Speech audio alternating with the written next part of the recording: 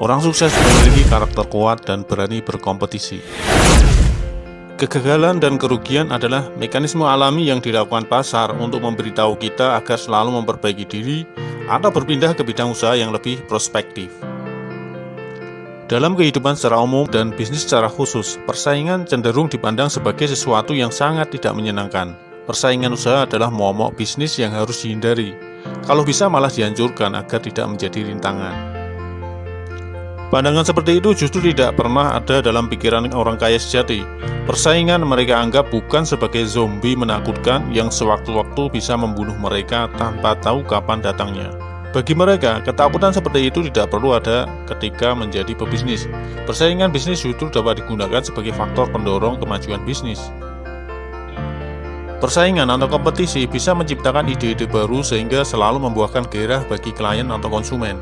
Alasan seperti itu tidak mengada-ngada. Sejujurnya, alasan seperti itu sudah diketahui banyak orang, tetapi rata-rata enggan menerimanya karena lebih memperbesar ketakutan daripada semangat untuk kemajuan.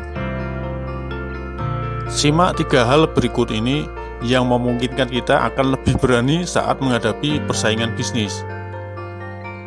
Yang pertama, menciptakan pasar yang dinamis.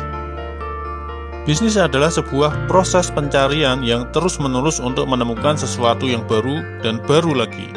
Bisnis yang baru saja kita mulai kemungkinan akan mendapatkan tanggapan lebih cepat dari konsumen. Dengan demikian, bisa terjadi kenaikan permintaan terhadap produk atau jasa yang kita geluti. Apabila permintaan turun, maka dapat diartikan bahwa pasar sedang memberi isyarat kepada kita untuk menciptakan produk atau jasa yang berbeda. Apabila permintaan naik, maka harga akan mulai menurun.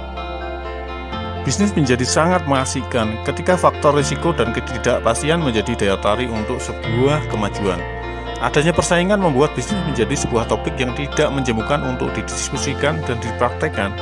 Pasar menjadi dinamis dan niscaya selalu mengalami perubahan. Kedua, meningkatkan kreativitas. Pebisnis yang berani berkompetisi selalu memenuhi kebutuhan konsumennya meskipun dengan menekan harga sekecil mungkin agar lebih rendah dari para pesaingnya. Efisiensi dalam persaingan itu mutlak, karena itu dibutuhkan kreativitas yang tinggi untuk menjadi pemenang dalam persaingan tersebut.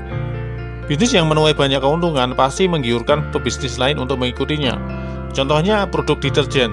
Sampai detik ini masih saja muncul merek baru dengan kualitas dan kuantitas yang mencoba menyaingi pendahulunya.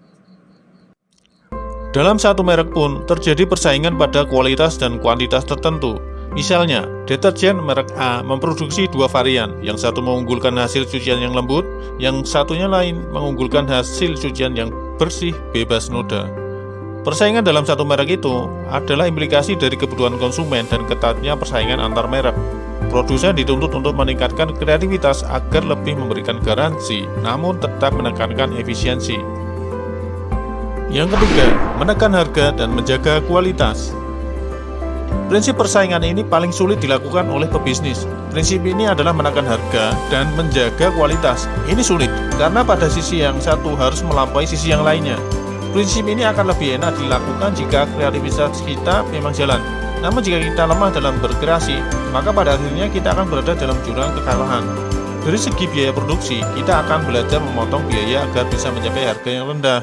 Namun dari segi mutu produksi, kita harus meningkatkan atau paling tidak menjaganya agar tetap berkualitas. Pada sisi ini, yang menyelesaikan adalah semangat berkreasi dan menempa diri untuk terus menciptakan yang terbaik dengan harga yang relevan atau terjangkau oleh konsumen. Persaingan dalam bisnis bagaikan 2 sisi mata pisau. Di sisi pertama, ia bisa membunuh bisnis yang kita lakukan. Namun, pada sisi yang lain, dengan banyaknya persaingan menunjukkan bahwa produk atau jasa yang menjadi bisnis kita akan tetap laku di pasar. Agar bisa menikmati sisi mata pisau yang positif, kita harus menjadi pebisnis yang berani menghadapi kompetisi. Kegagalan dan kerugian adalah mekanisme alami yang dilakukan pasar untuk memberitahu kita agar selalu memperbaiki diri atau berpindah ke bidang usaha yang lebih prospektif.